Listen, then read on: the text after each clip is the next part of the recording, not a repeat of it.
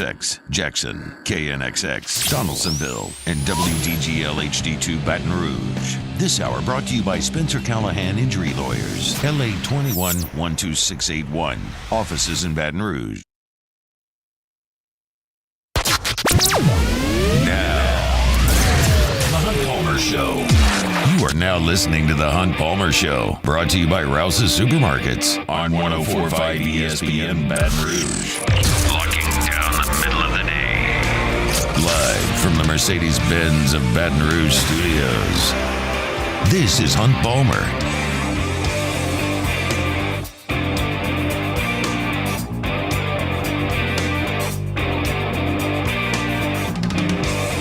Welcome in. Hunt Palmer coming to you from the Mercedes-Benz of Baton Rouge studio downtown in the capital city on this Thursday. That means we're brought to you by Rouse's Markets, official supermarket of the New Orleans Saints.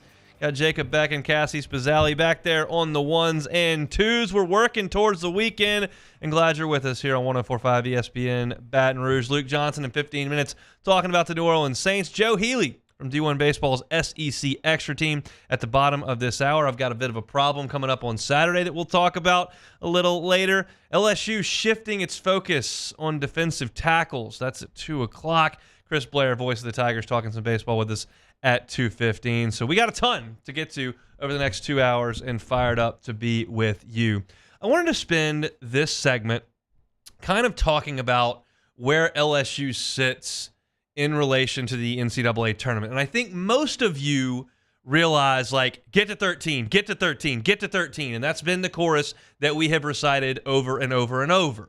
And I think that's probably right. The best I can tell, with a lot of variables still out there, is that that's probably the benchmark. But I do want to add some context on some things that are going on around LSU as the Tigers get set to settle business over the next 2 weeks. We all understand that if LSU goes out there and loses the next 2 series, we don't have anything to talk about. And we understand that if they go out there and win 5 of the next 6, we don't really have anything to talk about either. But there's that gray area in the middle, and there are pieces moving around LSU that I think are relevant to talk about. So first, I'll get to those, and then I'll get to where the experts on this matter, the projections that have come out this week, have LSU slotted currently. Last night, Ole Miss played Murray State at Swayze Field. They went into, I believe, the 15th inning on a Wednesday, when the Rebels are set to turn around on Friday and play the real games that count. And Murray State hit a grand slam in the 15th inning to beat Ole Miss. That loss dropped the Rebels back 3 spots in the RPI from 25 to 28. LSU sits there currently at 35. I firmly believe that LSU is in a very tight-knit pod with LSU, Ole Miss, and Florida right now. Vanderbilt could creep into this discussion depending on how they perform this coming weekend and next weekend. But really right now, I'm looking at LSU, I'm looking at Ole Miss, and I'm looking at Florida. There are overall record concerns with Florida and Ole Miss. There is conference positioning where these 3 schools are jockeying. And then you've got the metrics being RPI and quad 1 wins. Right now, as I discussed with you back on Monday, LSU's metrics aren't awesome. When you put this group together in a pod, LSU has the worst RPI, the worst strength of schedule, and the worst quad 1 wins. Now, it's not necessarily a massive indictment on LSU that they have a worse strength of schedule than Florida and Ole Miss, because Florida's strength of schedule is number 1 and Ole Miss's strength of schedule is number 2. So LSU's number 21 strength of schedule is not awful, but those are the top 2. And for that reason, their RPIs are better and they've got more quad 1 wins. But they're right there jockeying for position with LSU in terms of league wins, and I think that's going to matter a lot. So Ole Miss plays A&M this weekend. If LSU outperforms Ole Miss this weekend, meaning basically if LSU can win 2 and Ole Miss loses 2, you go into the final weekend with a 1-game lead on them and they come to your ballpark. All of a sudden, you can deal with Ole Miss over the course of 72 hours. Period.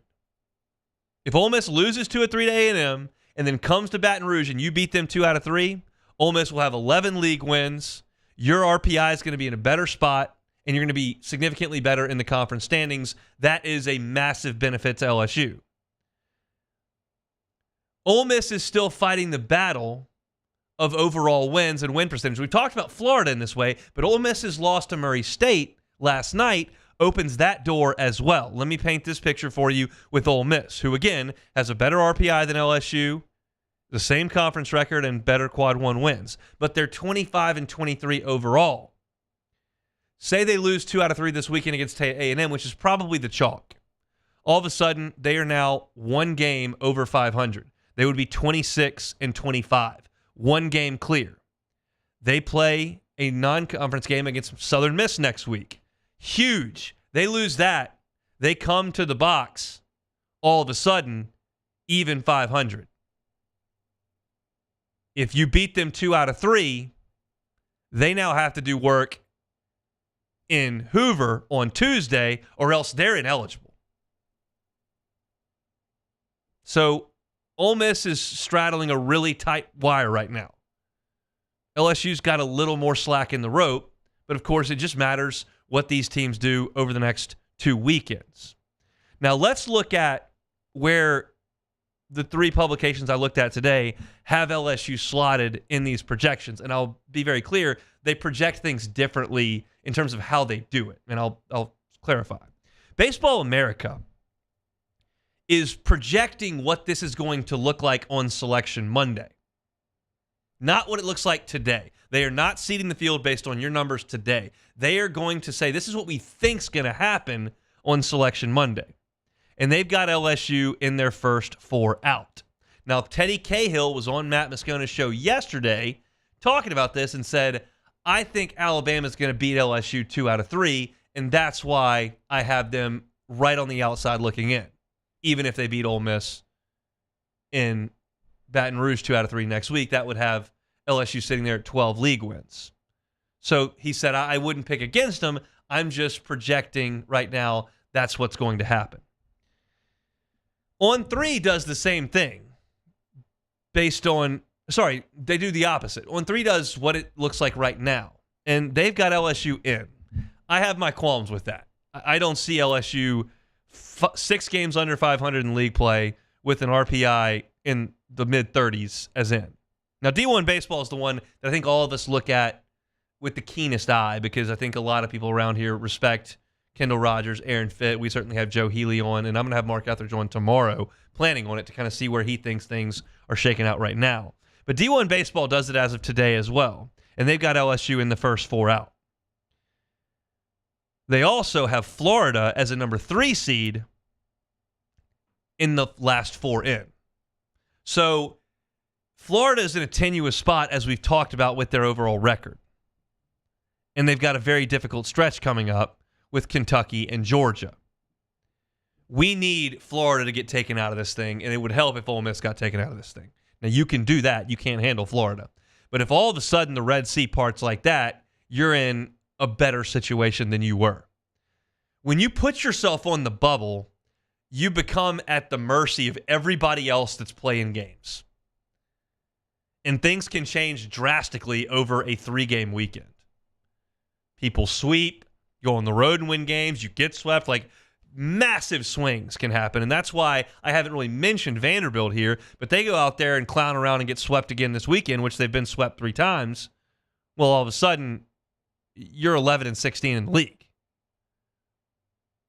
That's when we're going to have to start talking about Vanderbilt, not necessarily today. But basically, the consensus of this, as I continue to churn through this information, is LSU is really in the same spot no matter who you talk to, whether it's Teddy Cahill, D1 Baseball, Hunt Palmer, Matt Moscona. We'll talk to Joe Healey in 20 minutes. Like, no matter who you listen to, basically the resounding chorus is LSU, 13's your number. It's hard for me to envision a scenario where LSU gets to 13 and doesn't get in based on where things sit right now. Now, if Ole Miss sweeps Texas A&M, Florida sweeps Kentucky, we can start having some different conversations, and we will next week because that changes things drastically. I don't expect Florida to sweep Kentucky. I don't expect Ole Miss to sweep Texas A&M. That completely changes the discussion, and it's not something I'm allotting for when I'm going over what's likely to happen.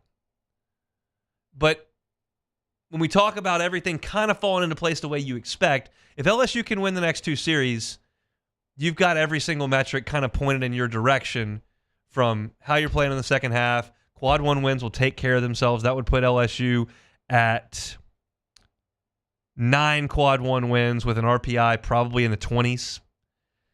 That's going to get in. It's easier said than done. And we're going to break down the Alabama series coming up tomorrow. And I've got my concerns based on how LSU has played all season long. But this conversation's a lot easier to have today than it was 3 weeks ago, and that's very, very obvious. Everyone basically has you right on the razor's edge. Just got to go out there and play. And they'll try to do that tomorrow in Game 1 against the Alabama Crimson Tide. Our baseball breakdowns all season long are brought to you by Pluckers, 2 locations, Nicholson just south of campus, Bluebonnet in front of the Mall, Louisiana. If you want to watch LSU baseball all weekend long in Tuscaloosa, Pluckers will have you covered at both locations. All right, Thursday edition of the Hunt Palmer Show. We'll talk with Luke Johnson coming up next. You are now listening to the Hunt Palmer Show. Every shot, every goal, ESPN Bets got you covered. Biggest moments on the road to a championship. ESPN Bet's the exclusive sports book of ESPN. It's the only place that you can find special offers and promotions from your favorite ESPN shows and personalities throughout the playoffs. New users can get a bet reset up to $1,000 in bonus bets if your first bet doesn't win. How awesome is that? Put some money in the app. As long as it's up to $1,000, you lose, you get a bet reset right there and now.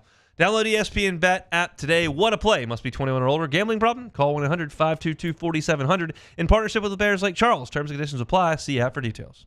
In times of need, get a full list of phone numbers, websites, and other important emergency information on the Demco Stormwatch page at 1045ESPN.com. Bayou Ford has the new inventory to get you in a new Ford truck or SUV today, or customize your next vehicle just the way you want it. All new Bayou Ford vehicles come with a 1 million mile powertrain warranty. The crew at Bayou Ford is going to do right by you.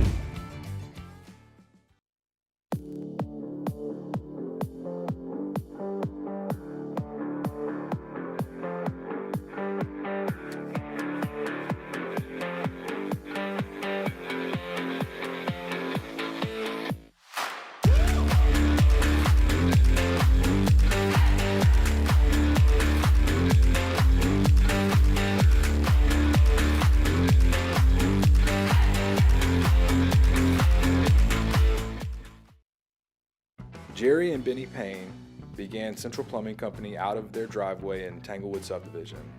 50 years later and 4 generations down the road, we continue to serve Baton Rouge and the surrounding areas for all of their plumbing needs.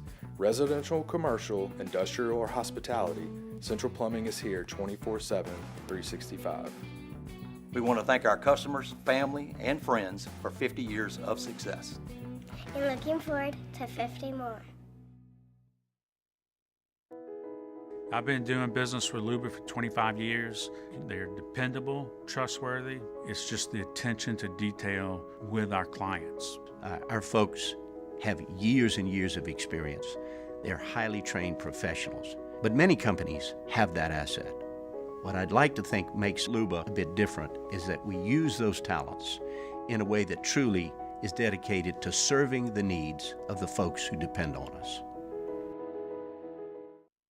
Dylan Cruz here to tell you about Six Rings Baseball and Softball Camp. If you live on the North Shore and play ball, go to Six Rings Camps with former LSU assistant coach Dan Canaveri. His knowledge is second to none, and your child will improve and have fun doing it. Camps are held at Coquille Park and Six Rings Academy in Covington with 4 sessions over the summer. Full day and morning only sessions are available from ages 7 to 13. Go to sixringsbaseball.com or call 985-206-9096. Learn the game to love the game. There it is, the extra mile, on the border of expected and extraordinary for those willing to go further, like vans customized for work or play, with safety and tech to keep you connected, supported by a 5-star sales, service, and finance team. and backed by the one-star you know. So go the extra mile. It's never crowded because so few have what it takes to go there. Mercedes-Benz Vans. At Relief Windows, we're more than windows. We're windows, doors, hardy plank, and vinyl siding. But our number one product is always customer satisfaction. Visit us. Matt Moscona inviting you to join us for Thursday's AFR. Kendall Rogers from D1 Baseball will be with us to talk about LSU and Alabama in baseball, and we'll preview Saints rookie minicamp. Join us 3 to 6, 104.5 ESPN Baton Rouge.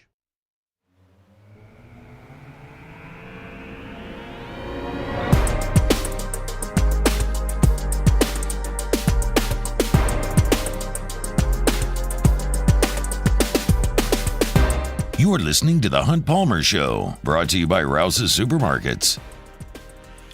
Churning along on this Thursday, this is the Hunt Palmer Show. Warm one in the capital city, but a nice one. Hope you're enjoying it down here in South Louisiana.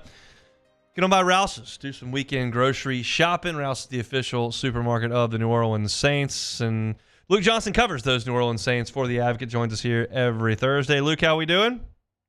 Great, man. Thanks for having me on. Absolutely. Your level of surprise when Andrews Pete was announced to be headed elsewhere?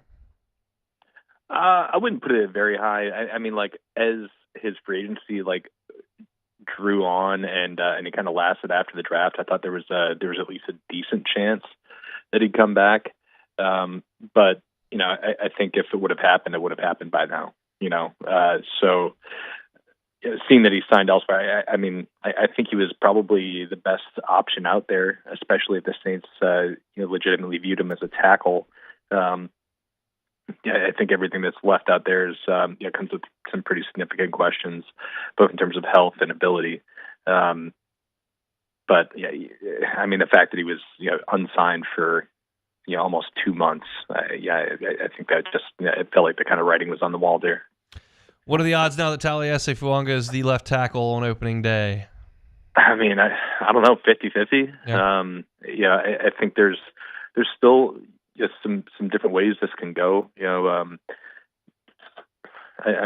don't really know exactly what this new scheme it looks like and exactly what they prioritize in their offensive linemen. Fuanga is very much within the kind of prototype that the Saints have looked for in the draft in recent years, but maybe they're prioritizing something different on the field, and there's something that he does that maybe Landon Young does really well. Maybe they want to give him a shot at right tackle if Ryan Ramczyk can't play. Maybe they've been really encouraged by progress Trevor Penning has made in what is his first real offseason as a professional. And they want to see what he can do there. I think both of those things come with a lot of risk. And if it were me, I'd at least be looking for a stopgap 1-year solution on the free agent market. There's still some guys out there who played some starting football last year. David Bakhtiari's out there. He's got significant injury risk. I think he's played in 13 games the last 3 years. You've got Charles Leno out there who had hip surgery in March. There's an injury question with him out there, and then you got Donovan Smith, who's I think just been an okay tackle throughout his career, but okay might be better than what you have right now. So there's so many different ways this can go, and it's going to actually make the summer really fascinating, I think. Rookie minicamp coming up this weekend. What's the most interesting storyline for you there? It's going to be really hard. I was talking about this with my colleagues the other day. It's really hard to go there and take anything away other than how does Spencer Rattler look? Honestly, because they are not going to be they're not going to be running their full offense, obviously. I go through this process every year where I can never actually remember what rookie minicamp entails. So I don't even know if we're going to see them line up in a formation. Am I going to see, are they playing Fuaga on the right side or on the left side? I have no idea. I can never remember this because I just purge it from my brain every year. But I think you can get excited by the idea of saying they saw some traits they really liked in this 5th round rookie quarterback. Let's see if he can sling it. Let's just see him live and in person and see if some of the hype about just his ability is real. I just think it's gonna be really hard to take away a lot from this one though. So they do have some wide receivers both in the undrafted free agent class, and they're just newcomers and are trying to bolster that position beyond the guys that we saw last year. Anybody that you're kind of looking for is catching balls from Spencer Rattler? Yeah, I'm really interested in seeing Bub Means. I think he's like a really interesting kind of draft and develop kind of guy. I think he's got nice size. He's got he ran really good 40 time at the combine. Had some pretty explosive plays in his final year at Pitt. I'm looking forward to seeing him. This undrafted rookie tight end Dallin Holker, I think has a chance. If he can really show that he can translate that catch and run ability he had at Colorado State to the next level, I think he's at the very least an interesting player. They kept 3 tight ends on the roster all last year. I think you're looking at the roster they have right now. I think only 2 you feel really, really good about, and Juwan Johnson and Foster Moreau. And I don't count Taysom Hill toward that number. So maybe there's a chance for him if he can show he can do it. I think he kind of reminds me a little bit of Lucas Krull a couple years ago, where a guy coming in from Pitt had a really, really nice senior season, showed some flashes of like high level of receiving ability as a tight end. But he's kind of a one-trick pony in that regard. So I just don't know what the path is for him. Like he's probably got to show a little bit as a blocker. And then I really like I'm like blanking on his name right now. He's the kick returner from Idaho. I think Jermaine Jackson. Yeah. I don't know if he's going to add anything as a receiver. But I do think he's got a really, really good chance of making the team if like this return ability that he showed in college can translate. And I think the Saints have done obviously like a really nice job of finding guys from these small schools with the big time return ability that does translate at the NFL level. Like maybe he's never going to be, what Deontay Hardy was for a couple of years as a receiver, what Rashid Shaheed has shown he can be as a receiver because he's small. He's like 5'7", 175. But that kick return ability, especially with these new rules and teams being incentivized to have 2 returners back there, I think he could potentially be a difference maker if the Saints kind of hit on another one of these guys. Where do you stand on the new kickoff rules? I like them. I think that the NFL is not doesn't need to be like golf or Major League Baseball where it's beholden to these like hundreds of year old rules. I think it's a game that should be open to change. Especially if like you can still maintain some of the player safety stuff that the most recent kickoff rule change before this one was put in place to protect players. If you can maintain some of that while also adding some like exciting elements to the game, I'm all for it. And I think like kickoff returns, punt returns are some of the most exciting plays in football. If you can take away the 250-pound linebacker who's running 20 miles an hour down the field, getting a 40-yard head start on somebody or 50-yard head start, I think that you can take away some of the big, huge collisions and still get some of the really exciting plays. I completely agree with you. I'm absolutely fine with it. Back to the wide receiver discussion, because I want to dovetail a current member of the actual roster into that discussion. Where do you think A.T. Perry sits as far as this organization goes? I mean, I think as the season is like if you were to put him in training camp today, I think he'd be their number 3. I think there's kind of like probably a battle there with him and Cedric Wilson and out of all the free agents they signed this year, I think Cedric Wilson was the only one they signed to more than a 1-year deal. So he's somebody who I think is in their plans for this year. But I think Perry showed some really nice flashes at the end of last year, and I think he has something that a lot of guys don't have on this roster, and that is size. So there's going to be a role for him, no doubt. It's just that I think what that role looks like, I think it could like have a high degree of variance from week to week, where he could be kind of like more of a matchup guy than really a guy who's playing like 40% of the snaps and they're in 11 personnel all day, or 45-50% of the snaps. I think he could be somebody who maybe gets like 45, 50 targets this year, 30 catches, 6 touchdowns, something like that. I think that would be a really good year for him. But I think he's going to have to earn that role. Cedric Wilson might be their kind of their slot guy, their underneath guy. they're kind of bread and butter guy. And we'll see what Bub Means can offer to the team. I don't think there's any guarantee that he makes the roster, but I think he's at least an interesting player who could take some snaps away. So they're going to have some nice competition at the wide receiver spot. The guy that's throwing the ball to these wide receivers is Derek Carr, and CBS Sports ranked him the 26th best quarterback heading into the 2024 season. How do you feel about that? Yeah, I think that's way too low. So I think a lot of the criticism on Carr is really overblown, especially locally. I think a lot of the fan base was really, really frustrated with him last year because he wasn't awesome. For like the fact of the matter is he was bad for chunks of the season. But like he was also playing through injury. He was playing behind a terrible offensive line on an offense that could not run the ball. I don't think Derek Carr is a top 5 quarterback in the NFL. But like I think you put a lot of players into that situation. A lot of players who are in the top 15 to 20 quarterback range, they would struggle. So look, if Clint Kubiak can figure out some of the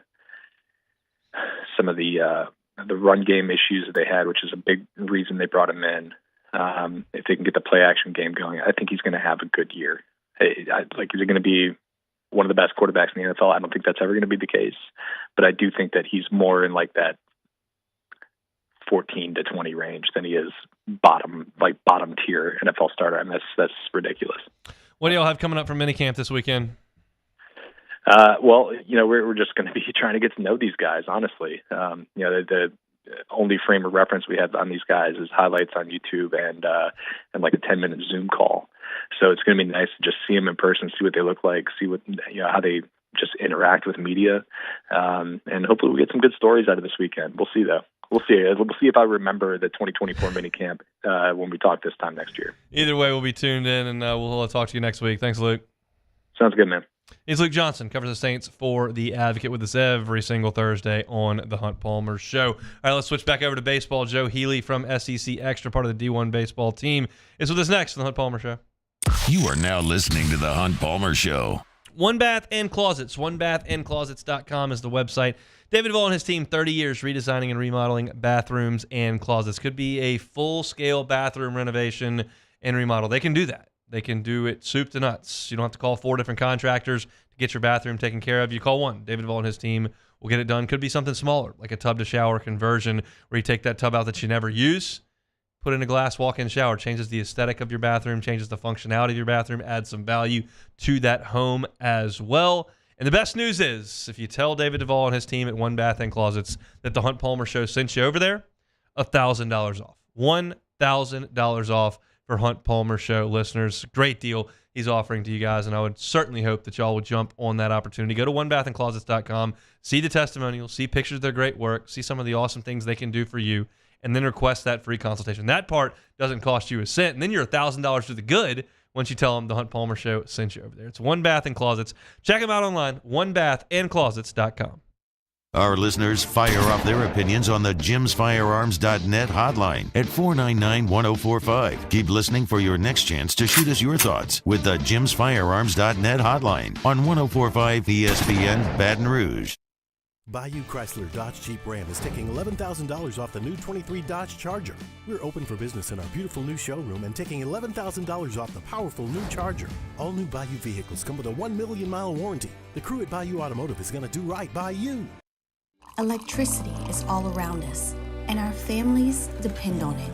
Every day is sparked by the power of a cold drink or a warm meal, a movie night, and a comforting light at the end of a dark hallway. From sunrise to sunset, playtime to bedtime, our team is ready to take care of your electrical needs. Even in the case of an after-hours emergency, the light in your life shines brighter with Mr. Electric.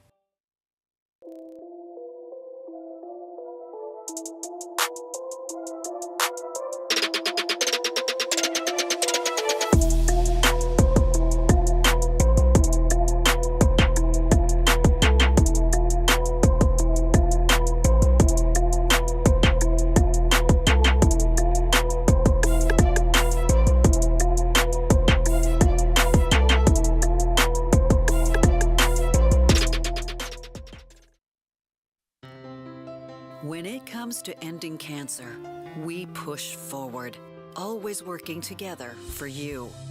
That's why our cancer experts at Ochsner have clinically integrated with MD Anderson Cancer Center.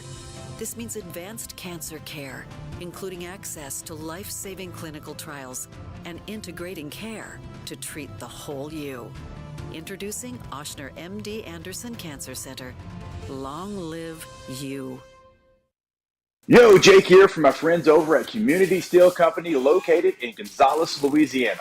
The local place you can turn to for all of your metal building needs. Notice I said local, not Houston, not Dallas, not Atlanta, but right here in Gonzales. Visit them at their brand new state-of-the-art website at communitysteelco.com or pick up the phone and give them a call today to answer all of your questions on your metal buildings, roofing and sheet metal, and any other steel needs you or your business need at 225-647-2020.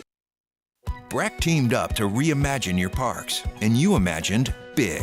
With your help, we went to work, creating 12 beautiful community parks across the parish. A family-sized water park, miles and miles of trails, and parks just for your dogs. There are more places to splash, to explore, to run wild, and even soar. You imagined, we delivered. Gold. Breck, your #1 park system in the nation. Bayou Ford has the new inventory to get you in a new Ford truck or SUV today, or customize your next vehicle just the way you want it. All new Bayou Ford vehicles come with a 1 million mile powertrain warranty. Join me and Jimmy on for the Friday edition of Live at Lunch. As always, we are at Ruffino's on Highland Road starting at 11 o'clock. Bruce Marshall is with us, Troy Macker, and we get set up for the weekend. Live at Lunch, 11 a.m. Friday from Ruffino's on 104.5 ESPN Baton Rouge.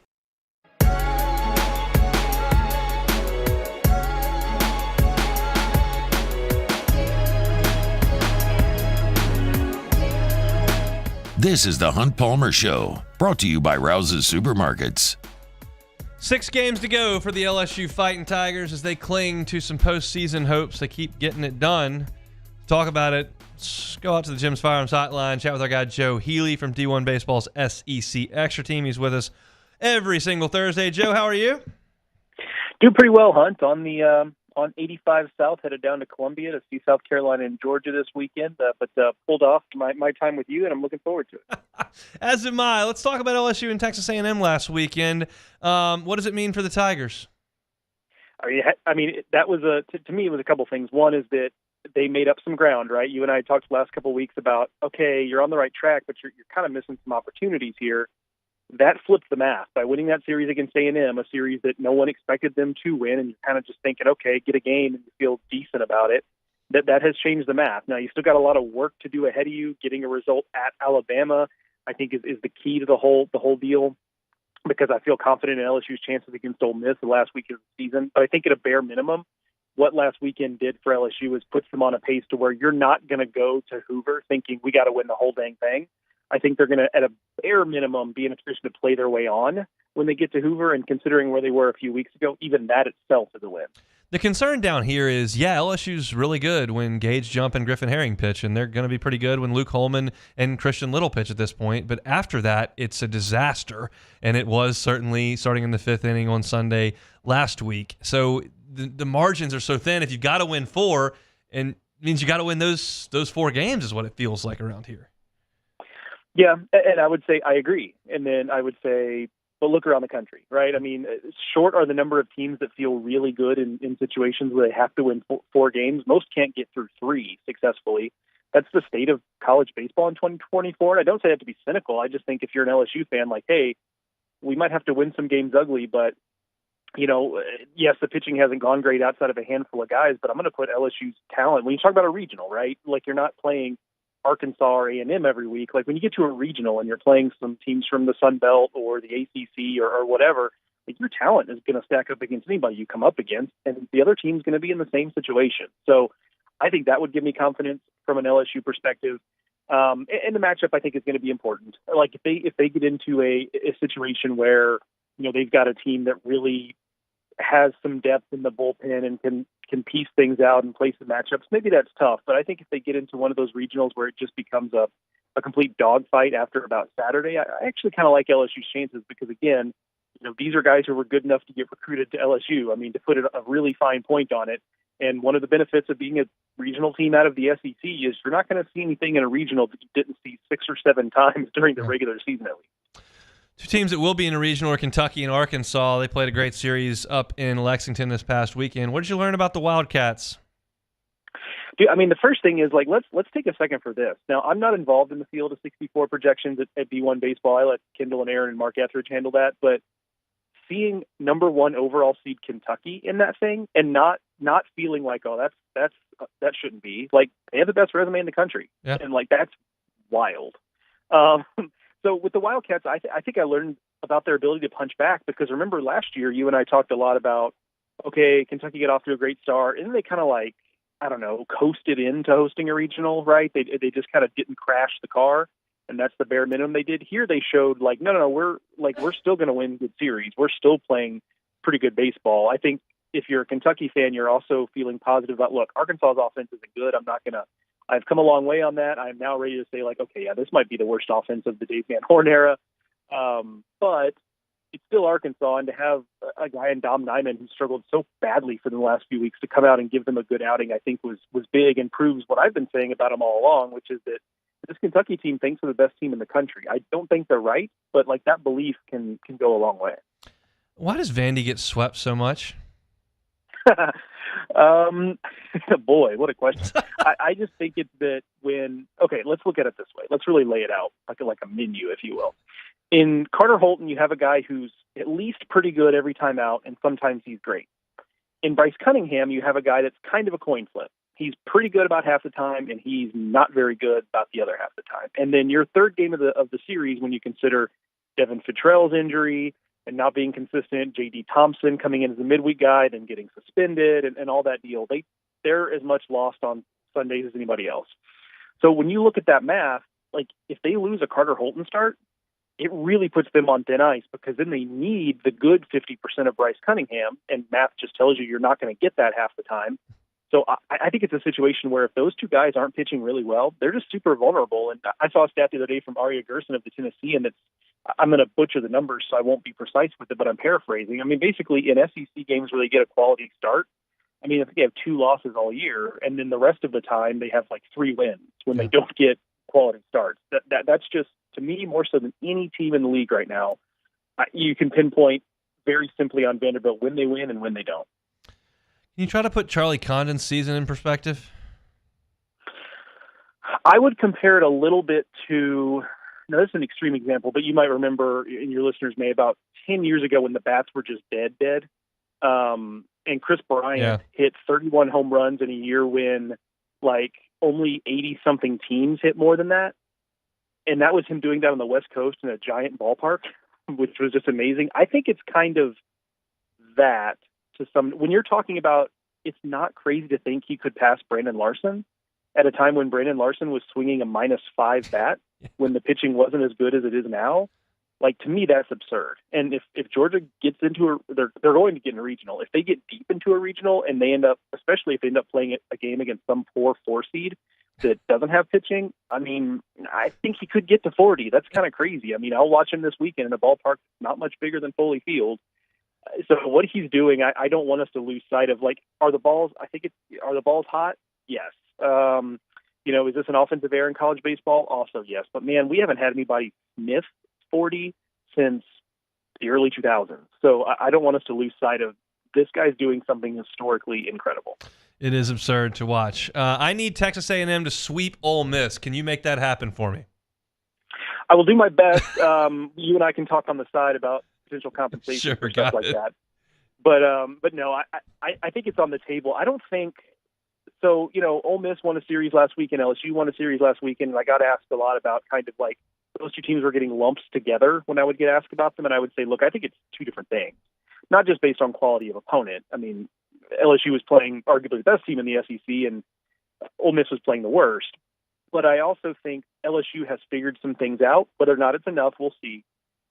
For Ole Miss, I just think they played an Auburn team that's just having a lost season. I don't actually think them winning a series last weekend was any sort of revelation or anything new for them. I just think it was you played a bad team. And, I think we saw that in the finale that like Ole Miss squirreled away a chance to sweep the series because they don't play good defense and they don't have any, they don't have very deep pitching. So A&M sweeping Ole Miss, especially with A&M going to be, madder than a nest of hornets, I think is totally on the table. Let's talk about LSU and Alabama. I want to split it, Bama, into two different pieces. Tell me about that rotation at this point. Well, yeah. So funny enough, like Ben Hess is the guy I would feel least scared of if I'm an opponent at this point, which is weird because he has the best stuff of the group. I guess the only thing that would make me nervous is that anytime you have a guy who has the stuff he has, you're nervous about him suddenly just like having the best start of the season. Yeah. So that's the only thing that makes me nervous there, but the results have been so bad. I think the guy who's interesting for me is Zane Adams, who is a freshman who only got into the rotation when the injuries just got to the point they didn't have any other choices. And his stuff is not great. It doesn't light up a radar gun, but that guy pitches with like real intestinal fortitude, to use a cleaner phrase than what I want to use. Like he really goes out there and just battles and thinks he's the best guy on the mound, and having him to pair with Greg Ferrone has really unlocked a situation where Alabama should not be as competitive as they are. They might not make a regional, but the fact that they're even close when you consider their rotation is almost totally different than when they started the year is pretty impressive. Ferrone, the thing with him is that, he's got a fastball with some hop on it. You're going to have to be able to get on top of a fastball up in the zone to beat him. And that's kind of what's unlocked him. When he was at Louisville, he had good stuff, but Louisville tends to kind of teach like low in the zone, get ground balls, yada, yada. He goes to Alabama, they change the way he pitches, and ta-da, suddenly he's a good SEC starter, when last year he was a guy who couldn't cut it as an ACC starter. I was listening to Jay Johnson yesterday, and he said, look, this Alabama team, they lost a lot of offense from last year's super team, but they're still really good offensively. What makes them good offensively? Gage Miller has been really good at the top of the order. He's a guy who can run the ball out of the ballpark while also working a ton of walks. He's a guy who probably, just based on what we know now, should not have had to go the junior college route to get to where he is, maybe a misevaluation, or maybe he just got a lot better. I don't know. I didn't watch him go, but that's one. And then two, their freshman shortstop, Justin LeBron, is a future superstar. He might be one now, but you watch the kid play, and especially when you see how he just moves defensively, how he handles the bat, there's still some growth, both physically and just as a player, to be done here. But you're like, oh, that's what it's supposed to be. He just moves like a superstar. This is going to be a name we're going to be talking a lot about next couple of years in the SEC. So their ability to bring in some instant impact guys, because if this lineup was trying to just rebuild with some development guys that were already on the roster, I don't think it would be a very good offense. But they've had some instant impact guys that this coaching staff has really clicked with, which is impressive. It's not the same coaching staff from last year. That has changed the trajectory for Alabama and has made them the offense that Jay Johnson is talking about, because he's absolutely right. All right, so LSU's made it interesting the last 3 weeks. We'll see if they can keep it interesting this coming weekend. We'll talk next Thursday when everybody's in action, getting ready for Hoover. So thanks, Joe. Yeah, no problem. See you, buddy. Joe Healey, D1 Baseball's SEC Extra team. Looking for your SEC baseball coverage. They got you. Highway to Hoover. Awesome podcast that he and Mark Etheridge put out a couple times a week. It is appointment listening for me. Hope you'll check it out as well. When we come back, I got problems on Saturday. Big problems. We'll talk about it. You are now listening to The Hunt Palmer Show. In times of need, get a full list of phone numbers, websites, and other important emergency information on the Demco Stormwatch page at 1045ESPN.com. Elevate brand visibility, ignite customer engagement with the power of radio and digital advertising combined. Guarantee Digital Media brings the two together as a trusted media partner in Louisiana for nearly a century. Claim your free digital audit at guaranteemedia.com.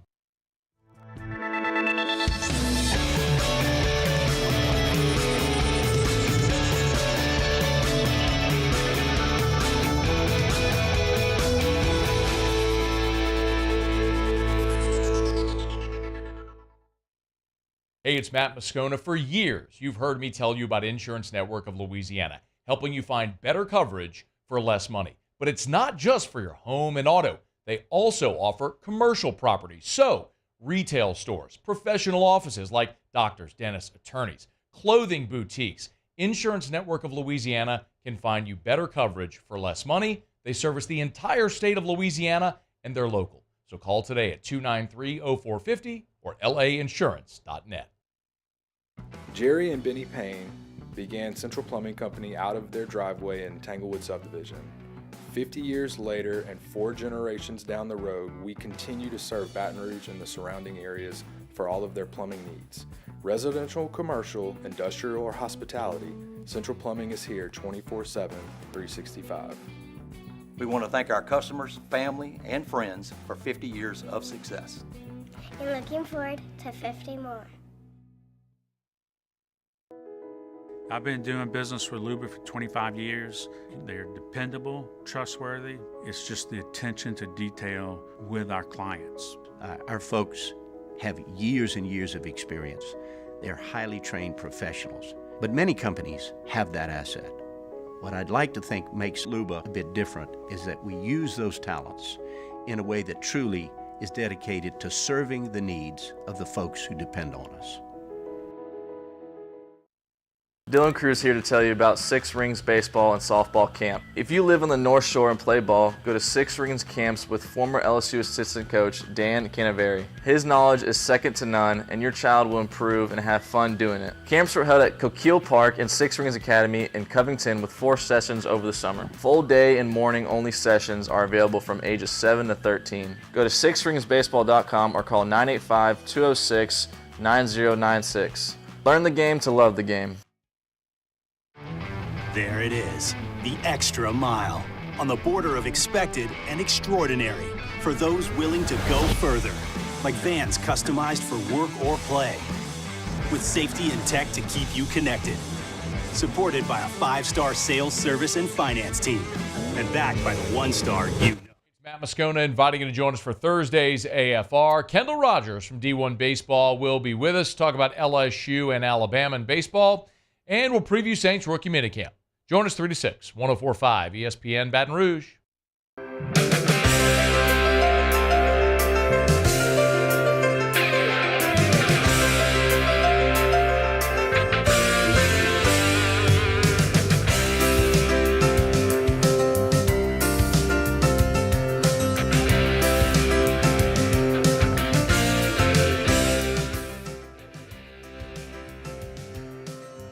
Live After 5 is back this spring. Clock Out and Rock Out with us Fridays.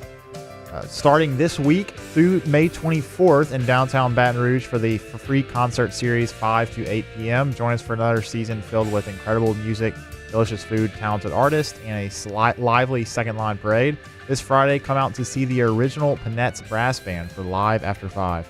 You're listening to The Hunt Palmer Show, brought to you by Rouse's Supermarkets.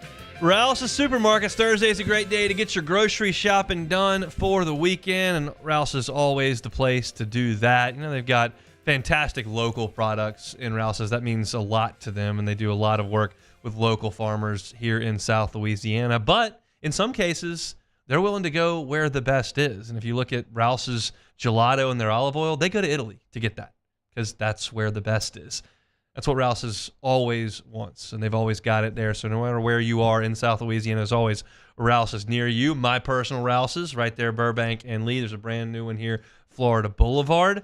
My wife went into one over by Drusilla earlier this week. You can always find a Rouse's near you, especially in the Baton Rouge area, and we appreciate them for bringing you our Thursday shows. You know, got some good news yesterday, and it turned crappy really quick.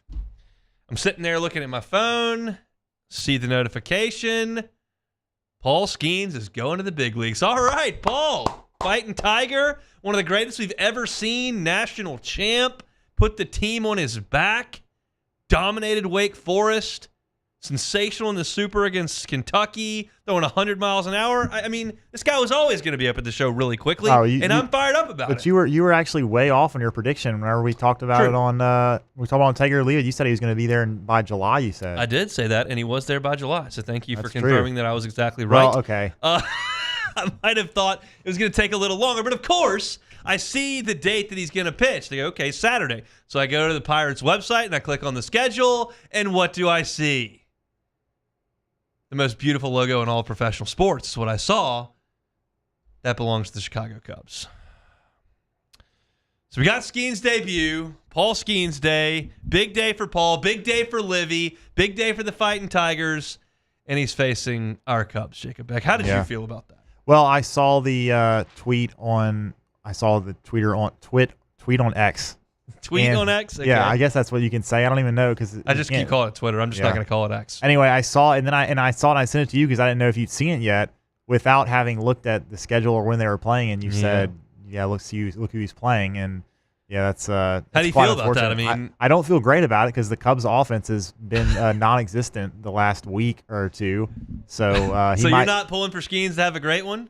Well, let's just say this. Okay, how about he goes? He probably won't go very very long. I would guess, right? Probably make 80 pitches. Yeah, probably 5 innings. So look, he can go out there and get 5 innings, maybe get up 1 run or 2, and then the Cubs get a few in the later innings and win. That'd be nice. I'm gonna make everybody cranky. I hope the Cubs score 7 in the first.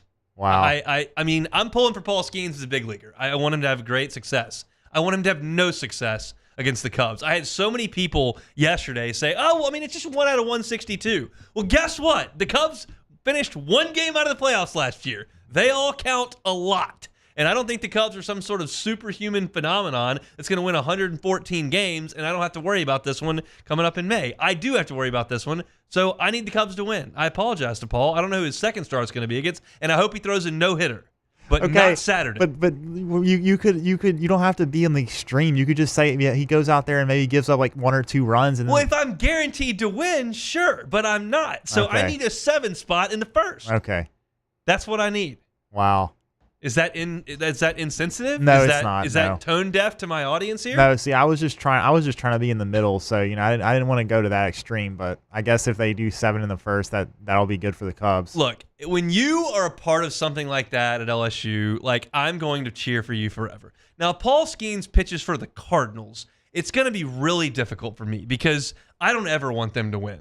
But the same thing happened. Like Dexter Fowler, Cubs legend.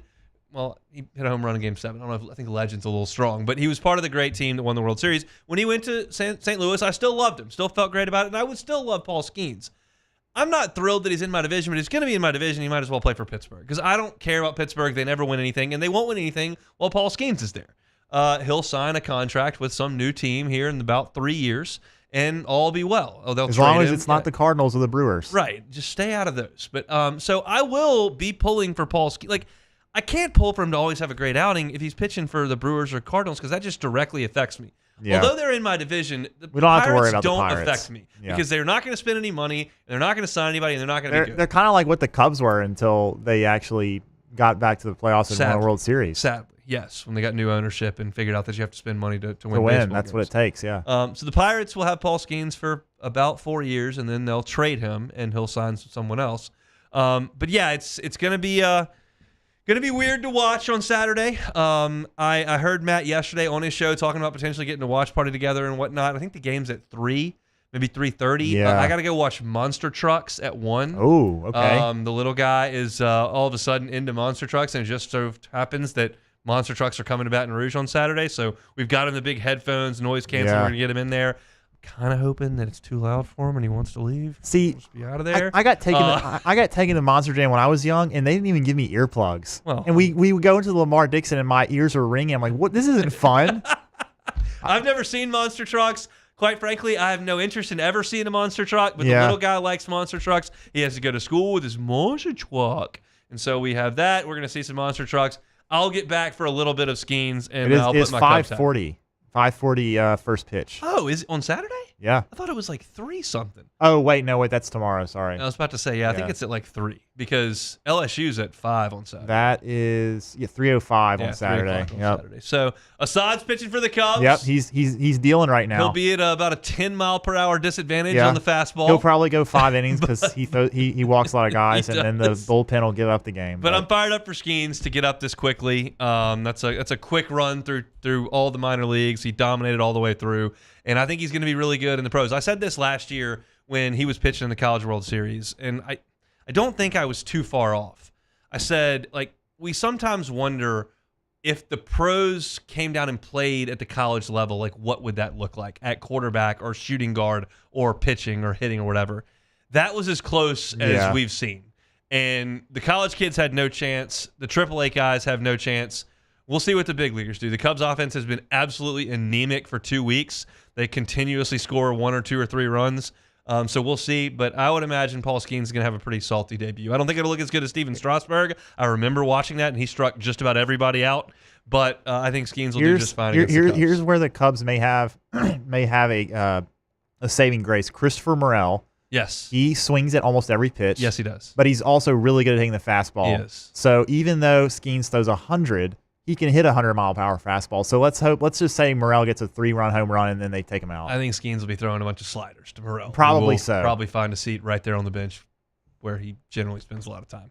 All right, that's it for hour number 1. If you missed any of it, catch it on demand. 1045ESPN.com's on-demand tab. Apple Podcasts, Spotify, Google, wherever you find your sound, you can certainly find us. YouTube as well. I opened the show with some regional thoughts where LSU sits currently as they enter the penultimate weekend of the college baseball regular season. Luke Johnson talking Saints at 1:15. You can find that at Hunt on Saints on YouTube. Joe Healey from SEC Extra on the D1 baseball package was with us, and we talked a little Paul Skenes facing the Cubs. When we come back, LSU football looking at a couple other transfer portal names at defensive tackle, and Chris Blair will join us after Sports Center. It's the Hunt Palmer Show.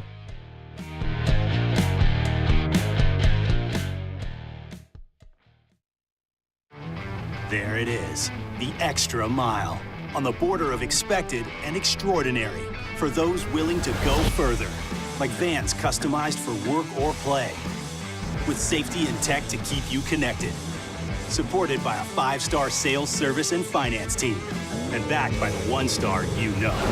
So go the extra mile. It's never crowded, because so few have what it takes to go there. Mercedes-Benz Vans. He's here. Anyone want a Coors Light? Oh, shoot, I forgot to play the song. I got a guy who can fix this.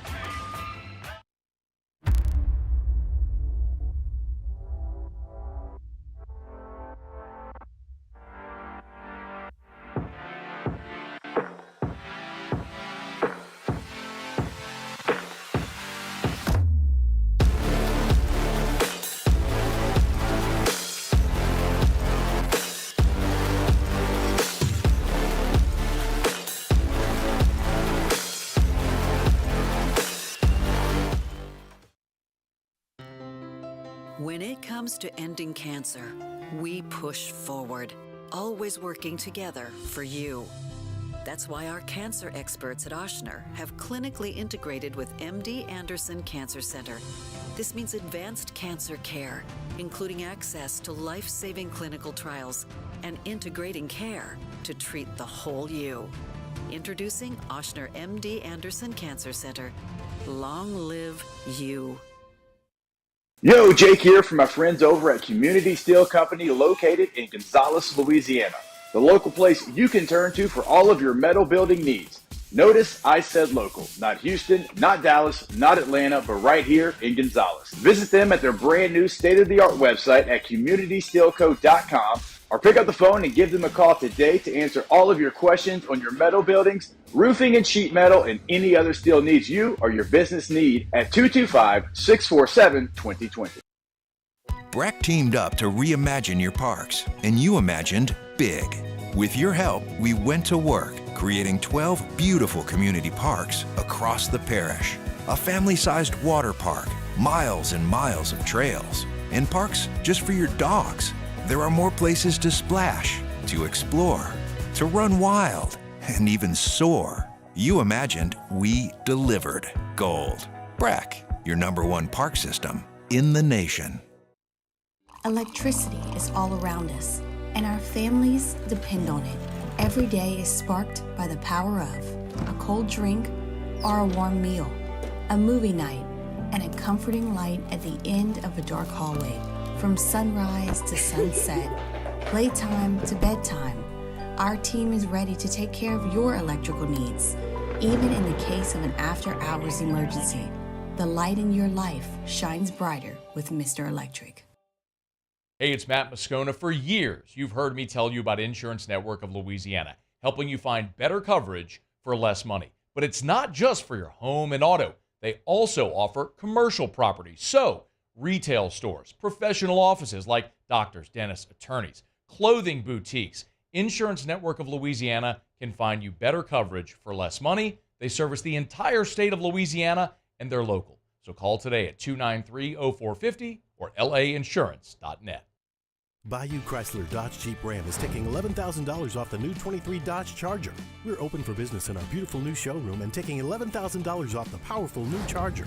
All new Bayou vehicles come with a 1 million mile warranty. The crew at Bayou Automotive is going to do right by you.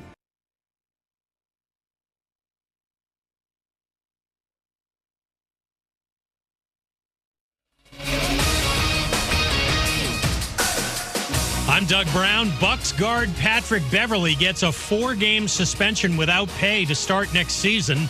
ESPN's Tim Bontemps on the reasons for that suspension. For both throwing basketballs at fans at the end of Milwaukee's Game 6 loss to the Indiana Pacers in the first round, as well as for his interactions with ESPN producer Melinda Adams in the locker room after that game. Tim Bontemps, Beverley is now a free agent.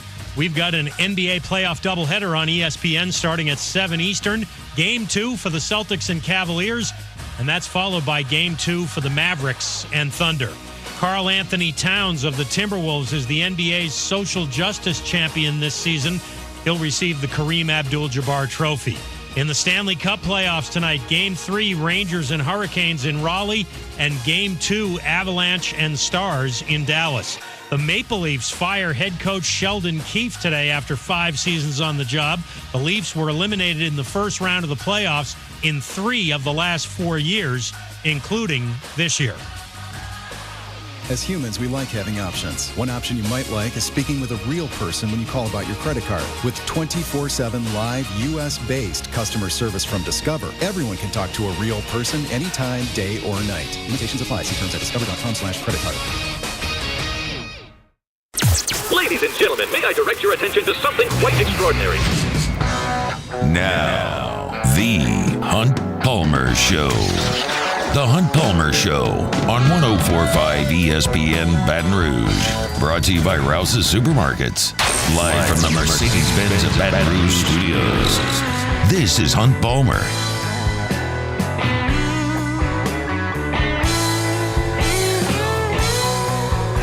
Number 2, Thursday edition of the Hunt Palmer Show, presented by Rouse's. Working towards the weekend. Glad you're hanging out with us on 104.5 ESPN Baton Rouge. Chris Blair, the voice of the Tigers, will join us. I don't know if he's in Baton Rouge, Tuscaloosa. I don't know where he is, but we'll talk to him coming up in 15 minutes.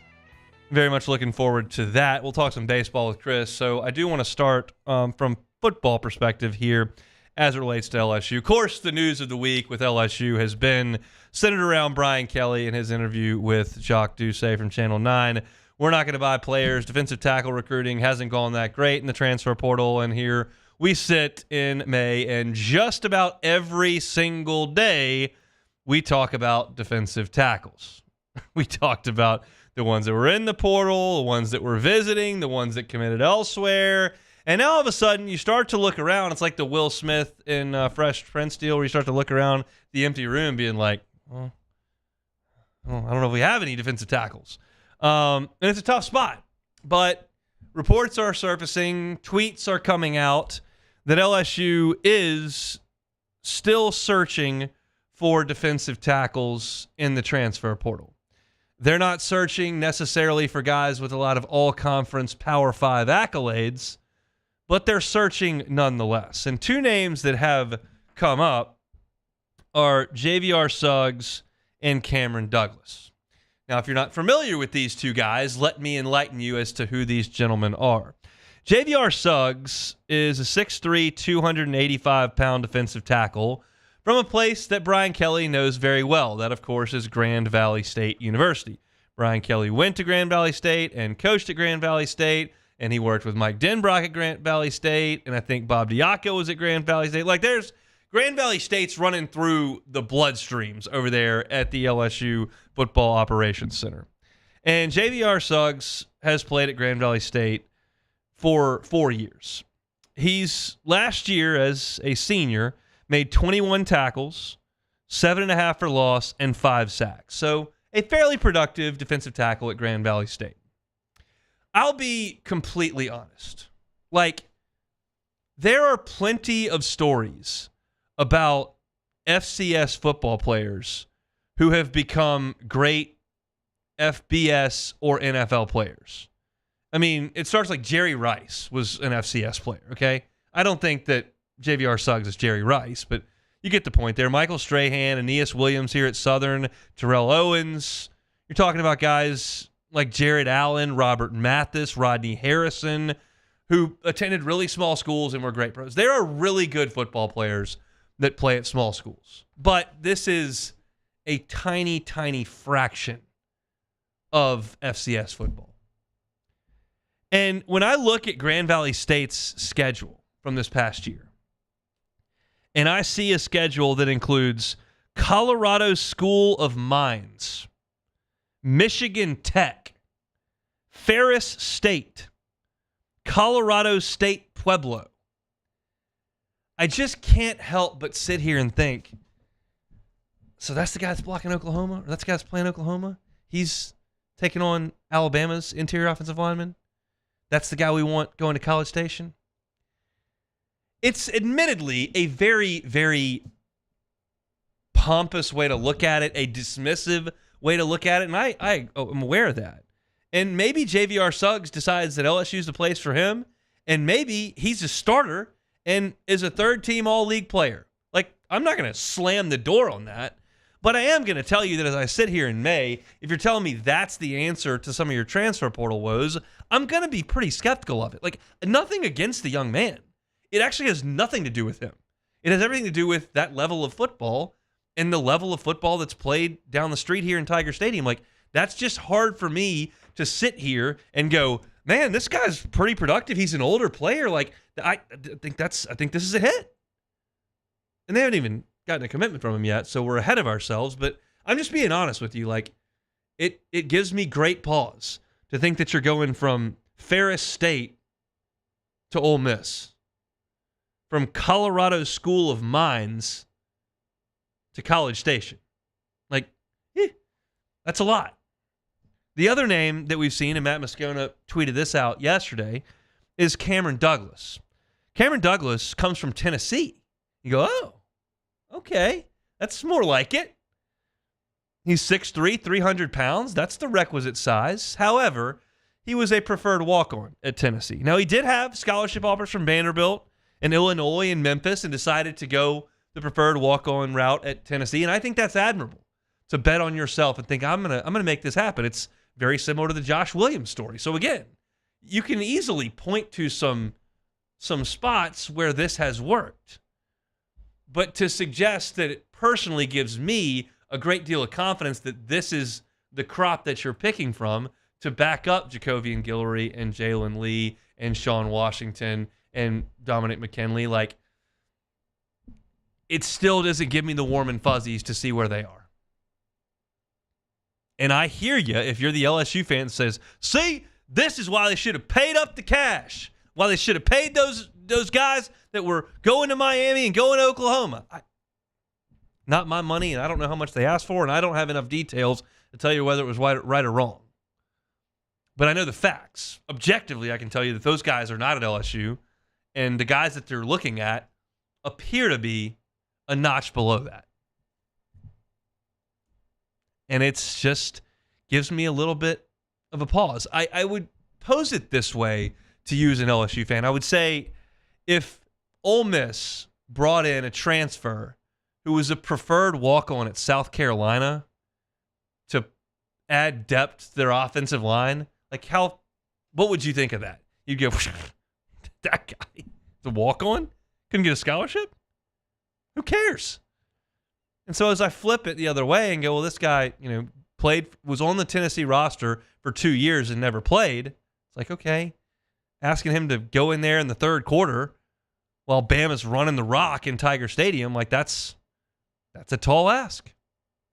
So we'll see if LSU can make either one of these work, and then we'll see if either one of these two guys can become a really strong piece to the defensive front. Once again, you're not asking him to be Glenn Dorsey. I don't need Chad Lavallee here. I'm not asking him to be Michael Brockers. But there are levels here, and if you go from Glenn Dorsey to Michael Brockers to probably a level that's going to be left blank to Jacobian Guillory, and then where at this point do you get to the Grand Valley State defensive tackle. Like, where is JVR Suggs in this? Where's Camden Douglas? Always, always, always, bodies are better than no bodies at all. So we can have that discussion. But if you're talking about making the playoff, winning a playoff game, competing for championships, and you're telling me you're filling a roster spot here with FCS players and preferred walk-ons, that's hard for me to gather up a ton of confidence from. And again, like, I feel a little bit bad having the discussion because it feels like I'm being dismissive of young men chasing a dream. That's not the point at all.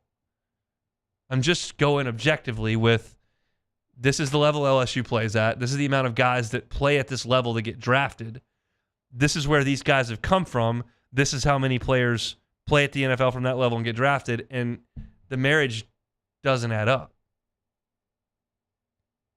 Something's better than nothing, but it still gives me great pause when I look at this LSU defense as we prepare for the 2024 football season. We'll shift back to baseball. Chris Blair, voice of the Tigers, joins us next. You are now listening to The Hunt Palmer Show. Visit us at LeBear's Baton Rouge Casino this spring for all the hoops and hockey playoff action.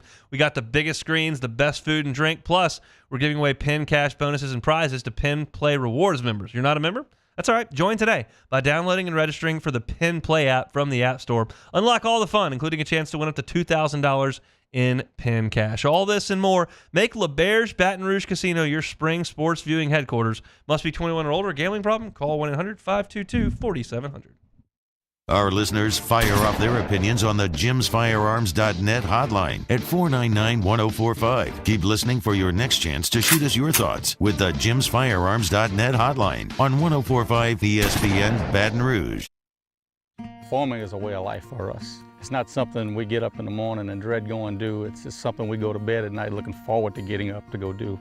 John Deere equipment is what we as farmers strive to have. It's in your blood, it's in your veins. It's just a part of who you are. Green is what we want to be in.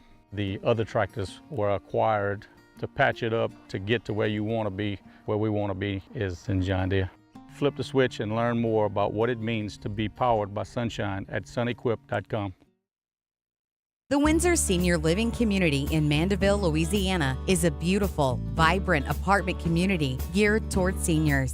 They are nestled right in the heart of Mandeville, where seniors live a more carefree lifestyle in spacious apartments with the peace of mind that comes from having a little extra help. Call the Windsor at 985-624-8040 to schedule a lunch and tour.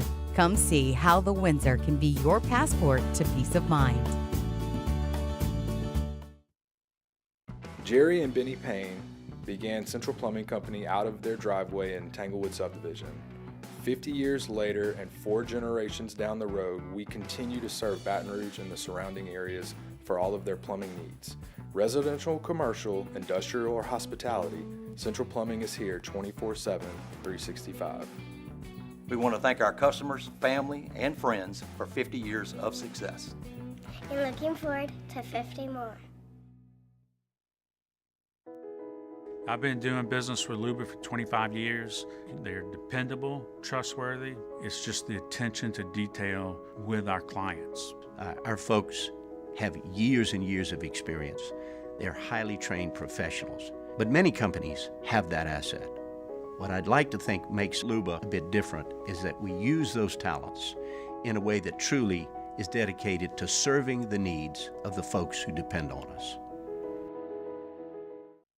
Dylan Cruz here to tell you about Six Rings Baseball and Softball Camp. If you live on the North Shore and play ball, go to Six Rings Camps with former LSU assistant coach Dan Canaveri. His knowledge is second to none, and your child will improve and have fun doing it. Camps were held at Coquille Park and Six Rings Academy in Covington with 4 sessions over the summer. Full day and morning only sessions are available from ages 7 to 13. Go to sixringsbaseball.com or call 985-206-9096.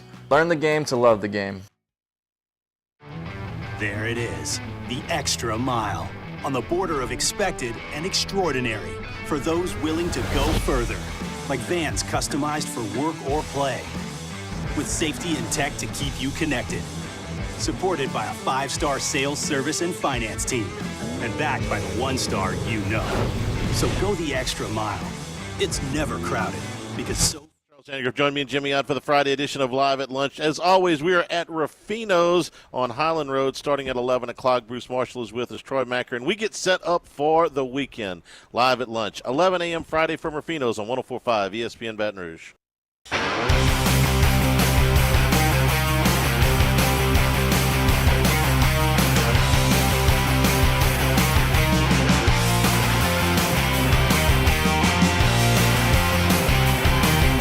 This is the Hunt Palmer Show, brought to you by Rouse's Supermarkets. Churning right along here on Thursday edition of the Hunt Palmer Show. Those listening, a lot of times on Fridays, I like to enjoy a Coke Zero Sugar. I find it to be a delicious drink and usually reserve my consumption for Fridays. I knew that I was going to be at the box on Saturday and Sunday helping Chris Blair on the call of the games against Texas A&M. So last Friday I asked, last Thursday I said, what's the Coke Zero situation? And Chris Blair said, fully stocked. And I was like, oh, great. I didn't know anybody else drank Coke Zeros. Turns out he wasn't lying. I got into the press box on Saturday. Nice young lady comes in. She had like 9 Coke Zero Sugars, put them all in the fridge right behind me. I think I went through like 5 over 2 days. So I want to bring Chris Blair on here and just thank him for the hospitality of having me and having some Coke Zeros in the fridge on Saturday. Have we run out up there yet? No, they're still waiting just in case you make a return visit. I had no idea that you only had one on Friday. Otherwise, I would not have tempted you with so many on Saturday and Sunday. 5. Wow. And look. Saturday was a lot of fun. Sunday was not that much fun. But you know what it is? It's very much dependent on the score of the ball game. But the weekend as a whole was a ton of fun, both for me and for the LSU team. What did you learn about the Tigers over the weekend?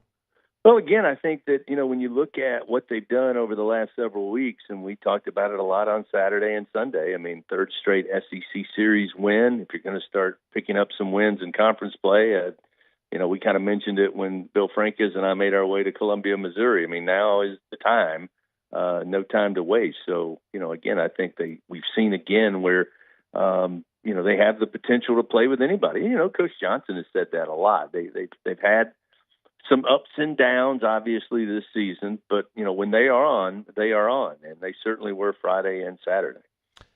I'm curious your thoughts on Alex Milazzo's impact on this team since he's started to play a little bit more. LSU incredibly deep at catcher, and Hayden Travinsky's done a lot of that this year, and Brady Neal's done a lot of that this year, and Alex Milazzo's done a lot of that this year, but more recently, we've seen more Milazzo. What does that mean? I think that there's, obviously a lot of trust, and Coach Johnson has said it multiple times, that when Alex is in there, the Tigers win. And, I think he likes his veteran leadership. And I've mentioned it before. You watch him pitch to pitch. There's constant communication. It's not just about the headset and the watch that's relaying, the pitch that's called. There's some calming down. Some encouragement. He seems to really be involved pitch to pitch with every guy that's out there, and I think that goes a long way. And it speaks to what he does, behind the plate, which is second to none. And then from a strategy standpoint, when we've seen Alex in over the last couple of weeks, teams that would want to be aggressive or have been aggressive in other games against other opponents haven't been as much. Some of that is situational, of course, depending on left or right-handed pitcher. But I can't help but think some of it also is because Alex is back there, and we've seen him make so many plays that if he gets a great pitch to work with, you got very little chance to steal a base. We've even seen him make plays where even if it gets away or there's a delay or anything happens, he can still make the play. So I think there's that. And then he's just a guy that, you would have lost a ton of money, I believe, on Saturday on, how many pitches he was going to take until, the pitcher threw a strike. And he seems to always work a full count. He always seems to get you a solid at bat. And then, here of late, and certainly going back to late last season, he's able to swing the bat and get you what you needed. He certainly delivered over the weekend in his time at the plate. So, I think for all of those reasons, along with being one of the more locker room leaders, is why he's important to the team. And, we didn't see him on Sunday. And Jay immediately said, hey, look, it's been a grind because we have been relying on him so much. We didn't see him in the midweek, but I'll be stunned if he's not back behind the plate. Certainly 2, but I would think 3 games this weekend in Tuscaloosa. We shall see. He's been awesome in the back half of the season. Christian Little's been great the last couple of weeks on the mound, but I've been curious and interested in hearing Jay talk about Christian and his impact on the program as a person the last couple of years. You spend a lot of time around these guys traveling all the way up to Omaha. What have you seen from Christian off the field? It's exactly what Coach has said. I mean, he's always been one of the guys that's had the great attitude.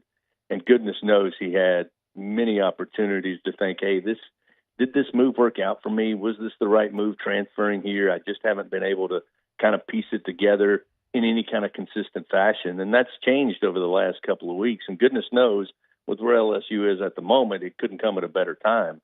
But, yeah, Jay talks about him just always being, excited to be a Tiger, always lifting up guys, not only in the pitching staff, but all position players. And when guys are going to the plate, that he's just a solid teammate. And Jay said that's what is enjoyable about being a coach is you see guys who are totally bought in on the team concept. And then when they go out as an individual and perform well, it just makes it that much more special.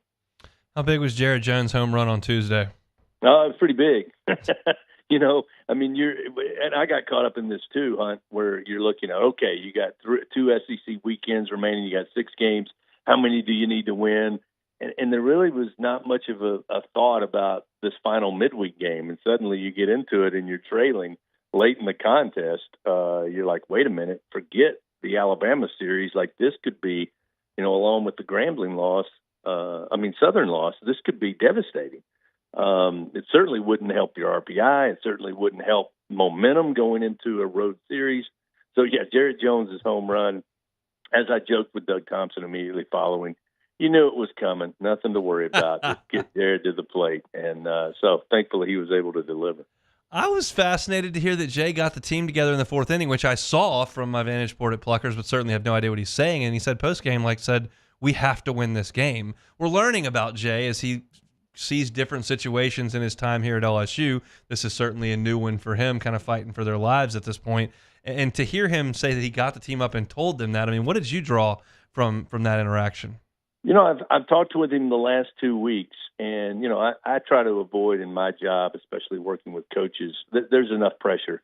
There's nobody going to put any more pressure on Jay Johnson, Brian Kelly, Kim Mulkey, Matt McMahon, Beth Arena, any more than they're going to put on themselves. And then you relate that to the student athletes. Nobody wants to win more than they do. I'm around them enough to know that, but sometimes I get caught up into hyperbole sometimes, and sometimes when it really does apply, that these are huge now. You've got 9 conference wins. You really need to get to 13 to give yourself a chance. You need to make sure that if you do get to 13, you've got an impressive non-conference record that puts you over somebody else with an equal record in conference. And again, I don't use that often about must win or have to win, but that's really what Jay has talked about going back to the Missouri series.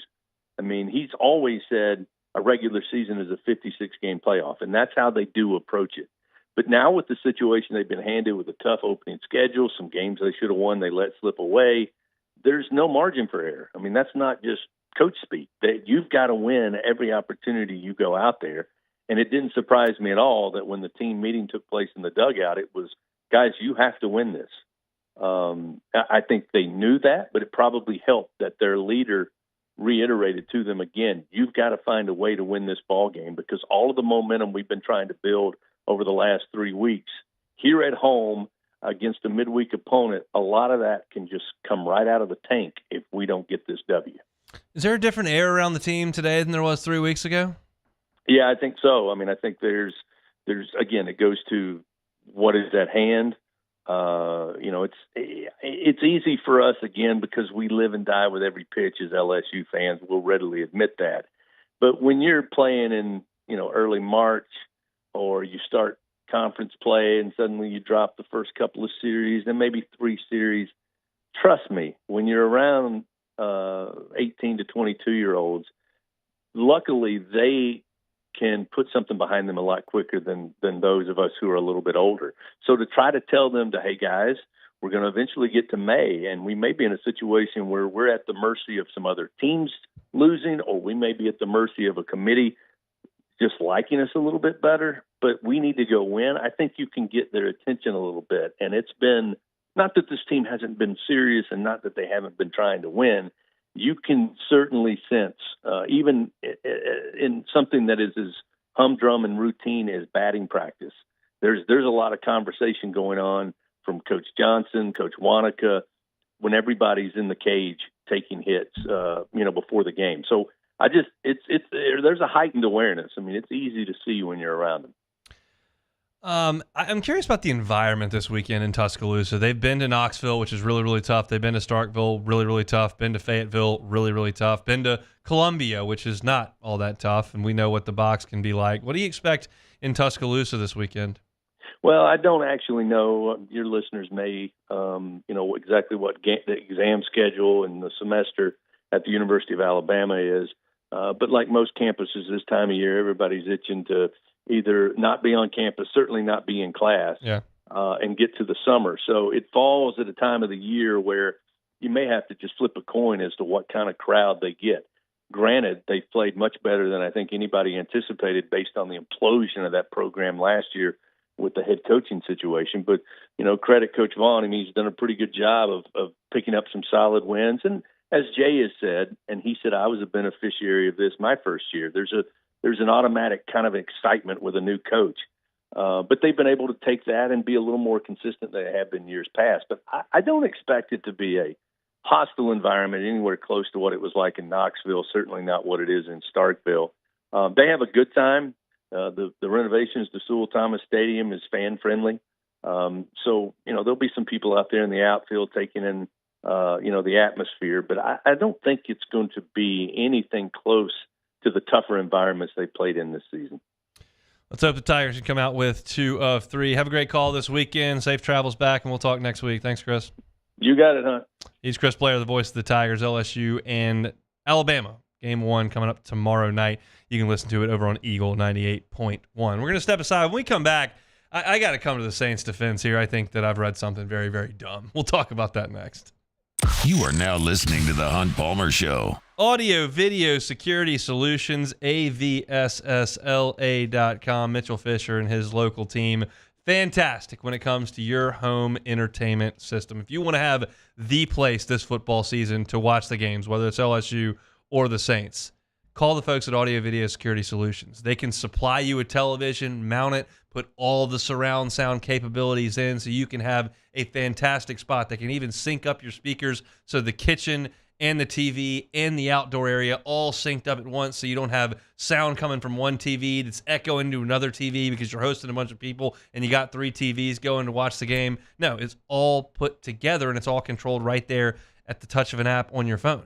That's what they can do for you over at Audio Video Security Solutions. Check them out on Instagram. You can see some of the great things they do. It's AVSS_BR, AVSS_BR. Here's Mitchell Fisher's phone number. He's the owner of the company. You can give him a call, and he will be there to service your needs. 225-439-7920. It's 225-439-7920. Make your house the place to watch the big game coming up this football season. It's Audio Video Security Solutions at avssla.com.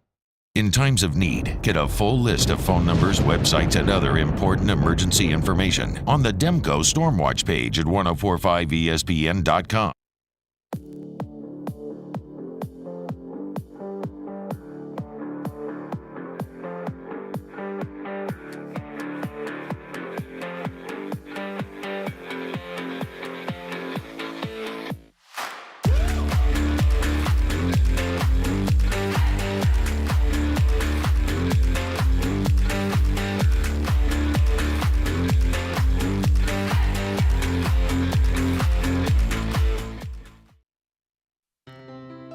When it comes to ending cancer, we push forward, always working together for you. That's why our cancer experts at Ochsner have clinically integrated with MD Anderson Cancer Center. This means advanced cancer care, including access to life-saving clinical trials and integrating care to treat the whole you. Introducing Ochsner MD Anderson Cancer Center. Long live you. Yo, Jake here from my friends over at Community Steel Company located in Gonzales, Louisiana. The local place you can turn to for all of your metal building needs. Notice I said local, not Houston, not Dallas, not Atlanta, but right here in Gonzales. Visit them at their brand new state-of-the-art website at communitysteelco.com or pick up the phone and give them a call today to answer all of your questions on your metal buildings, roofing and sheet metal, and any other steel needs you or your business need at 225-647-2020. Breck teamed up to reimagine your parks, and you imagined big. With your help, we went to work, creating 12 beautiful community parks across the parish. A family-sized water park, miles and miles of trails, and parks just for your dogs. There are more places to splash, to explore, to run wild, and even soar. You imagined, we delivered. Gold. Breck, your #1 park system in the nation. Electricity is all around us, and our families depend on it.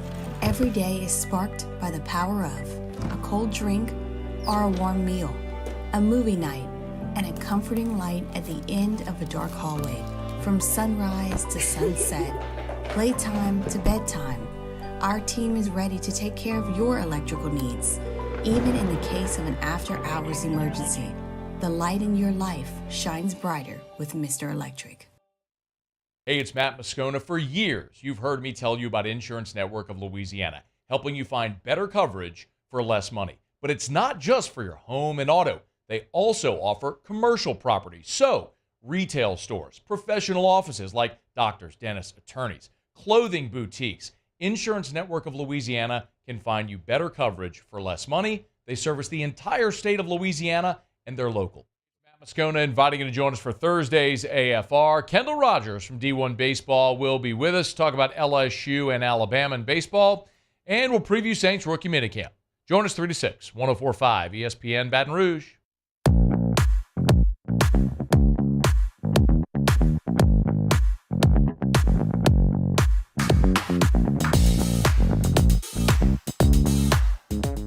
The NBA playoffs continue on ESPN Radio. Saturday at 7:30, the Cavs host the Celtics, and Sunday at 2:30, the Indiana Pacers will host the New York Knicks, right here on 104.5 ESPN Baton Rouge. You are listening to The Hunt Palmer Show, brought to you by Rouse's Supermarkets. Got half an hour left here on this Thursday. Thanks for hanging out with us on 104.5 ESPN Baton Rouge. Got to take it or leave it coming up in 15 minutes. CBS Sports came out with a list. Kim O'Reilly. No, that was Kim that put the picture together. Actually, Cody Benjamin is the one who wrote the story. And it ranks the NFL quarterbacks. It's titled 2024 NFL Quarterback Power Rankings. Brock Purdy, Jordan Love cracked top 10 in first post-draft pecking order. Now, I want to read how they suggest they're laying this out. It's not exactly the most crystal clear explanation, but I'll just read what they said here as they rank the quarterbacks 1 through 32. It said, which ones are the best of the best as we stand here today approaching the new year, and which ones could be in for trouble? All quarterbacks are partly a product of their situations, but this is how we'd sort today's signal callers right now. These power rankings are obviously subject to drastic change once games actually get underway, as they're built to be based on more the current standing than the bigger picture. I don't really know what that means, but I can read the rankings. And you start with Patrick Mahomes, and I'll quite frankly not have a big problem with that. I think he's pretty good. Number 2 is Brock Purdy, and I think that's dumb. If you're telling me that you're definitely putting in the external factors and the organization and the pieces around him, then yeah, Brock Purdy's team's pretty good. But I don't think that I'd put him above Josh Allen or Joe Burrow, who were the next 2 on the list. Certainly not Lamar Jackson, who's 6 on this list. DJ Stroud cracks the top 5. Got Jalen Hurts at 7. Dak Prescott at 8. I think the Brock Purdy thing is ridiculous, but it's not the most ridiculous thing I've seen on this board. That is the ranking of Derek Carr here. Now, I'm not Derek Carr's biggest defender. I don't think this station has been the biggest defender of Derek Carr. Matt's got an entire bit based on the Emperor of Empty Yards. And I think there were times last year where Derek Carr didn't necessarily play great football. Clearly, they struggled in the red zone some. Clearly, there were some issues with some team chemistry at times. I don't think the Saints offense was overly creative. The offensive line was atrocious. They couldn't run the ball. It was everything Brock Purdy has in San Francisco, Derek Carr struggled with mightily in New Orleans. And then you toss in the injury, and it was even worse. So was he great last year? No. Is his ranking of number 26 on this list absolutely absurd? It is. Derek Carr is not the 26th best quarterback in the NFL. Better put, there are not 25 NFL quarterbacks better than Derek Carr. So I start to look at, when you say that, you realize it's like when you look at an all-conference team and there's a guy that's off it, you got to go, well, he should be on it. Well, to put him on the all-conference team, you've got to take someone off of it. So when I say that Derek Carr is not the 26th best quarterback, you've got to start looking at guys in front of him and go, well, that's dumb. And I'll start doing that now. J.J. McCarthy is 25th. The guy who, in one of the biggest games of the year, was asked not to throw the football for an entire half against Penn State, is better than Derek Carr? He's never taken a snap. He probably hasn't even been assigned a number yet. That is ludicrous to put J.J. McCarthy ahead of Derek Carr. Right ahead of J.J. McCarthy here, in the number 24 spot, is Anthony Richardson. Would you like me to read out Anthony Richardson's career achievements in the NFL? He started 4 games. He's thrown a completion percentage of 59%. He's thrown for an average of 144 yards in those 4 games, 3 touchdowns and 1 pick. Are we talking about playing quarterback, or are we talking about a 40-yard dash? Anthony Richardson wasn't even that good at Florida. He runs fast. He can throw it far. He made a couple of highlight reel plays last year in his 4 games. Give me a break that guy is better right now than Derek Carr. Caleb Williams is in front of him. I don't believe that, but we'll leave it. He's the first pick in the draft. Will Levis is at 22. Will Levis played 9 games last year for Tennessee. He threw for an average of 200 yards per game. He threw 8 touchdowns and 4 picks. Huh?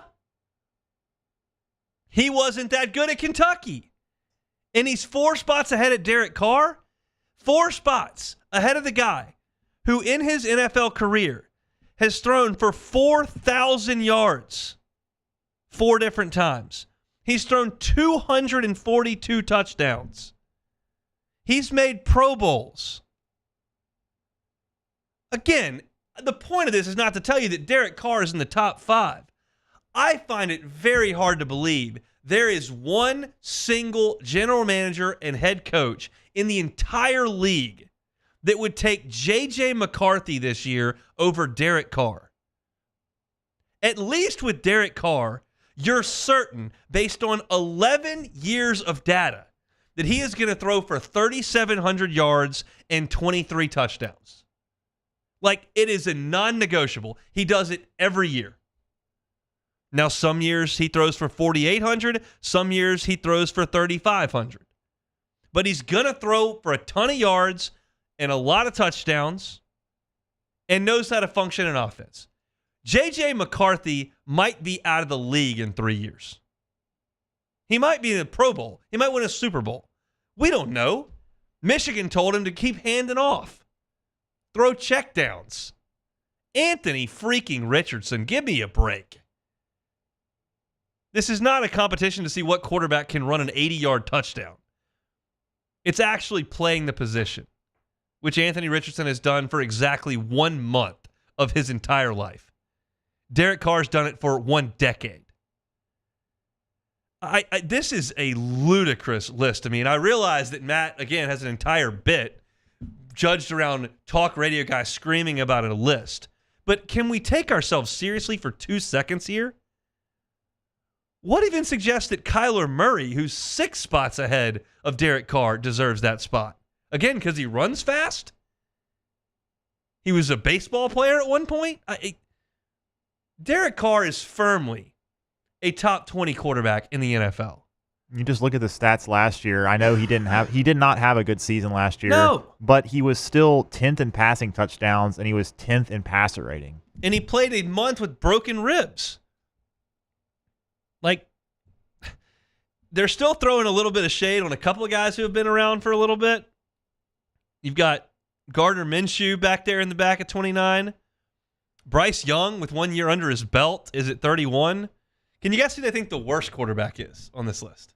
Starter in the NFL. I've already rattled off quite a few. No, I actually just looked at the list, so I saw it. But it is Malik Neighbors' new guy. Yeah. Daniel Jones. Which is kind of crazy because he had a very bad season last year, but the year before that, he was pretty solid. So to me, it's crazy to have him below all these other rookies that are having him, and Bryce Young. And it's crazy. To me, like, because if I just take a group of three, because Derek Carr is 26. If I take 25, 26, 27 and put him in the middle, you've grouped him with J.J. McCarthy and Jacoby Brissett. Like, that's absurd. Like, we've seen really bad quarterbacks go out there and just absolutely stink it up, absolutely cannot play. And they end up flushing out. Derek Carr is perfectly solid. As I've said many times, baseball has that stat, wins above replacement. And it means, like, how much better are you based on, like, the borderline of the league? And I believe Derek Carr is, like, the poster child for that. He's Ryan Tannehill. He's Derek Carr. Like, it's right in the middle. There's always going to be 10 guys worse. There's always going to be 10 or 12 guys, 15 guys better. But he's right there in the middle of what you want it to be. He's not overwhelmed. He can make decisions. He can call the offense. I just think it's ridiculous that CBS Sports has determined that Derek Carr is the 26th best quarterback in the NFL. Again, I'm not trying to throw a celebration that the Saints have Derek Carr under center. I think people are going to. Yeah, absurd. I think people are going to listen to this and think that we're trying to praise Derek Carr as being a really good quarterback. It's not that. It's just that he's not that bad. He's just better than J.J. McCarthy. I don't know what else to tell you there. All right, that's our Saints talk for the day. If you want our Saints news, you can always get that at YouTube at Hunt on Saints. Subscribe to that channel. All your Saints news and notes right to your homepage there on YouTube. If you like, subscribe, rate, interview all year long. It is Saints coverage over on YouTube. We have one bit of breaking news here from multiple outlets, but I'm reading the USA Today piece here that came out about 45 minutes ago. Very, very unfortunate, but we knew this was coming. Former Tiger and NBA player Glen Davis got his sentencing today for the insurance fraud scheme that involved a number of former NBA players and how they scammed the system with their health care. And he has been sentenced to 40 months for his role in this. It says the 38-year-old Davis was sentenced to 3 years of supervised release. So as far as what exactly this is going to shake out, we'll see. But if you don't remember the story, as it's written here on USA Today, federal authorities said that Davis and others defrauded an insurance plan for NBA players and family members of more than $5 million, and it lasted about 4 years. Davis submitted a total of $132,000 worth of claims, including saying he got $27,000 worth of dental work at a Beverly Hills dental office in 2018. Authorities said he was actually at that point in Las Vegas and flew to Paris that same day using the geolocation data from his cell phone to prove it. So look, not good, not a good situation. Very, very poor decision making from Glen Davis. It's going to cost him a little bit of time here in his life. Hopefully he can get things straightened out here, but just really, really poor decision from Glen Davis in his post-NBA playing career, a career that spanned 8 seasons for the Celtics, Magic, and the Clippers. Remember the 2008 Celtics championship team, but he'll be in a little bit of trouble here for the next 40 months. All right, when we come back, we'll play some Take It or Leave It and get on down the road. It is The Hunt Palmer Show. You are now listening to The Hunt Palmer Show. Boudreaux's Electric. 40 years Neil and Melissa Boudreaux have been running Boudreaux's Electric down there in Napoleonville, and they are expanding to Gonzales. If you're in our listening area, you're within the shouting distance of Boudreaux's Electric. They can help you out with a Generac generator. They're a premier Generac dealer. That means they're in the top 3% nationwide in terms of Generac generator production. Give yourself the peace of mind to know the power's not going to go out. We know, look, it's 95 degrees today. We know that storm season is right around the corner. And we also know that inevitably the power is going to go out down here. You can give yourself the peace of mind to know that's not going to happen at your home or your business. Maybe you work from home, realize power going out, not going to be a great situation for you in terms of your productivity. Make sure that doesn't happen. Get a generator from Boudreaux's Electric. As I said yesterday, these generators can last 15 years. Think of it as an investment in your home for 15 years. Boudreaux's Electric, happy to help you out with it. Every single generator comes with a 7 to 10 year warranty, depending on the type of generator that you purchase. Looking to call them? 985-397-1562. 985-397-1562. That's my friend at Boudreaux's Electric. Our listeners fire off their opinions on the jimsfirearms.net hotline at 499-1045. Keep listening for your next chance to shoot us your thoughts with the jimsfirearms.net hotline on 1045 ESPN Baton Rouge. Jerry and Benny Payne began Central Plumbing Company out of their driveway in Tanglewood subdivision. 50 years later and 4 generations down the road, we continue to serve Baton Rouge and the surrounding areas for all of their plumbing needs. Residential, commercial, industrial, or hospitality, Central Plumbing is here 24/7, 365. We want to thank our customers, family, and friends for 50 years of success. And looking forward to 50 more. I've been doing business with Luba for 25 years. They're dependable, trustworthy. It's just the attention to detail with our clients. Our folks have years and years of experience. They're highly trained professionals, but many companies have that asset. What I'd like to think makes Luba a bit different is that we use those talents in a way that truly is dedicated to serving the needs of the folks who depend on us.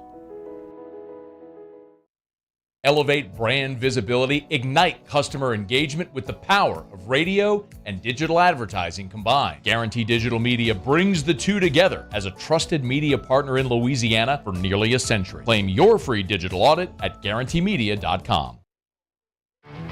There it is, the extra mile, on the border of expected and extraordinary for those willing to go further, like vans customized for work or play, with safety and tech to keep you connected. Supported by a 5-star sales, service, and finance team. And backed by the 1-star you know. So go the extra mile. It's never crowded because so few have what it takes to go there. Mercedes-Benz Vans.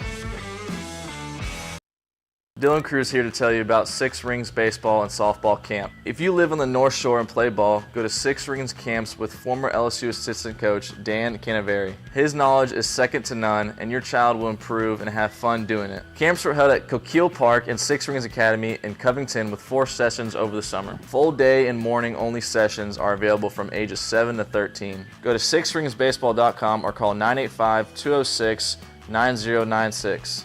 Learn the game to love the game. When it comes to ending cancer, we push forward, always working together for you. That's why our cancer experts at Ochsner have clinically integrated with MD Anderson Cancer Center. This means advanced cancer care, including access to life-saving clinical trials and integrating care to treat the whole you. Introducing Ochsner MD Anderson Cancer Center. Long live you.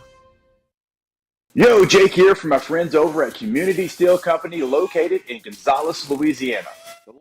Join me and Jimmy out for the Friday edition of Live at Lunch. As always, we are at Rufino's on Highland Road starting at 11 o'clock. Bruce Marshall is with us, Troy Macker, and we get set up for the weekend. Live at Lunch, 11 a.m. Friday from Rufino's on 104.5 ESPN Baton Rouge.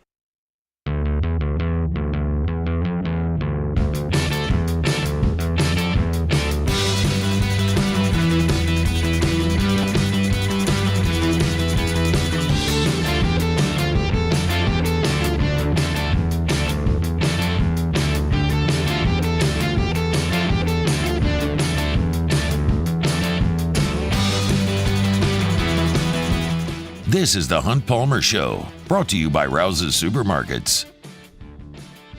Shout out Rouse's. Awesome spot to get your weekend grocery shopping done. They got a fantastic butcher shop back there in the back. All your ribeyes, fillets, pork chops. Also got some burgers, some specialty burgers that are like stuffed with blue cheese, mushrooms and stuff. Fantastic in the back. Also great seafood over at Rouse's. If you walk in, generally speaking, it'll be right there to your left. They got boiled crawfish, live crawfish to be boiled. Get on by Rouse's this weekend and get your grocery shopping done. Rouse's, official supermarket of the New Orleans Saints. All right, we got about 6 minutes to go back. Let's play some Take It or Leave It. Alrighty, first one here. Reports are that Tiger Woods will be the sole player negotiator with Saudi Arabia's PIF investment fund. Take it or leave it. I'll take it. I imagine that there's going to be more input than just Tiger walking to the table, that some of the players are going to be able to talk to him. If there's not need to be that many cooks in the kitchen, that's fine. I am increasingly growing more disenchanted with the world of golf right now. It is just so freaking sad that they are so far away from getting this thing where it needs to be. Like, the players, basically led by Patrick Cantlay on the PGA Tour, going, we've got all this private equity money. We don't need the Saudi Arabia money. We don't need those guys. They're not coming back in. We're not agreeing to things. Rory McIlroy saying we need to get this thing together. The longer it stays apart, the worse it's going to be for everybody, and that's keeping him off the board. You got the live guys who are just jerks. It's just, the whole thing is a freaking disaster. It's my worst fear when this started, and it's coming true, is that they're just not even close to getting together and playing together on a regular basis. I like the PGA Tour. I like them playing in America. That's the way I like it, and I'm spoiled in that way. The live guys are angling to get this thing to play across the globe. I don't really care about that. The PGA Tour guys are going, I don't really want to go 12 weeks a year to play in Australia and Saudi Arabia and Dubai and wherever else we are. Like, I don't really care about that. And, like, there's no rules put in place that suggest when a deal has to be done. So we're just going to keep wandering in the desert with one stupid freaking tour that has 20 really good players on it, and one tour that is greatly diminished and has no-name winners every week. And it just sucks. Like, the whole thing is a freaking disaster, and no one wants to solve it, and it just makes me sad. Yeah, it's quite unfortunate. Moving on here, the NBA suspended Bucks guard Patrick Beverley 4 games for throwing a ball at a fan and a combative interaction with an ESPN producer in the locker room. Take it or leave it. I'll take it. Had to do it. I wouldn't have been surprised if they would have done 10 or 12, honestly. Yeah. I mean, that's one you can't have. You can come back from NBA players getting into a scrap on the floor. You can come back from guys jawing and stuff. Like, you can't go after the fans. Like, that cannot happen. And for Beverly to lose his cool like that, show his immaturity like that, and do it the way he did it, that's atrocious. And then to double down on it and be a jerk after the game with the reporter is just absurd too. So, like, I know that a lot of people like Patrick Beverley's kind of style and his edge, and they like the podcast and all that kind of stuff. I don't really care for it, and I can tell you that throwing things at fans is the quickest way to me, be taken out of the sport totally. So no huge damage was done. There's no need to suspend the guy for a season or anything. But 4 games, no pay. I think that makes a lot of sense. All right, next one here. Jaden Daniels and Malik Neighbors apparently have struck up a deal in terms of who is going to win the Offensive Rookie of the Year. They both said they have bet $10,000 on each other. Or not on each other, but $10,000 to the winner. Against each other. Yeah, against each other, to the winner of the Rookie of the Year award. Take it or leave it. When I saw this, I kind of went, wait a second, you need to distance yourself from the gambling aspect of this, guys. It's funny you say that, because there have been questions about whether or not it will actually even happen, because they haven't gone through. There's an education for rookies on the gambling policy that takes place in the minicamp. And ESPN contacted the league office to determine if this would violate its policy, but did not hear back. So it'll be interesting to see if it actually happens. But you need to do it like the golfers do on Tuesdays, and just don't say anything. Go do it and place your bets and make it happen. And you say that because Jaden Daniels said that somebody asked him about it, and he said he wasn't supposed to tell anybody, because Malik Neighbors is the one who revealed that they had the bet on a podcast. Yep. And Jaden Daniels says, well, he probably wasn't. He wasn't supposed to tell anybody about that, but yeah, we have a little something going on. Exactly. So you can't do that. I mean, I think it's very common for PGA Tour players that are playing in the morning on Sundays to bet each other on that round, because they're not going to win the tournament. Might as well have some juice on it.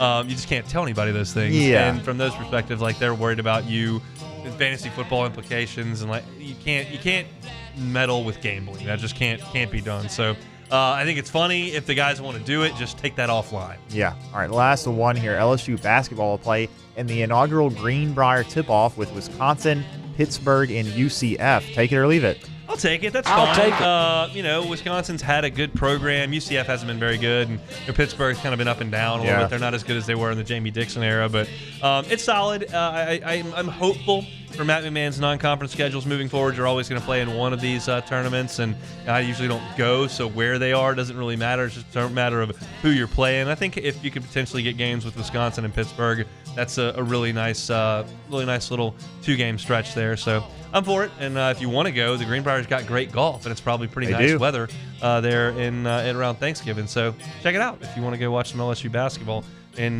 November. That's it for Take It or Leave It here on a Thursday edition of the Hunt Palmer Show. Of course, we are brought to you by Rouse. Has opened the show today, giving some thoughts on where LSU stands in the postseason picture in baseball. Luke Johnson was with us at 1:15 talking about Saints rookie minicamp. You can find that on YouTube at Hunt on Saints. Joe Healey from D1 Baseball's SEC Extra Team was talking some SEC baseball with us at 1:30. Paul Skenes making his debut on Saturday against the Cubs. Who am I pulling for? Well, that's obvious, but you can go back and listen to it at the end of hour number 1. Hour number 2, the Tigers looking for defensive tackle help in some untraditional places. What are my thoughts on that? You can find it on YouTube at Hunt on LSU.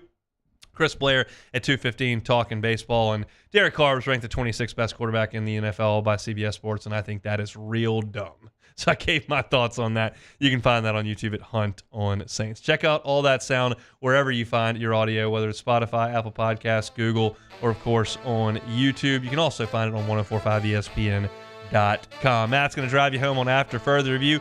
We're back tomorrow, same time, same place, getting you ready for LSU and Alabama baseball. Have a great Thursday. It's the Hunt Palmer Show.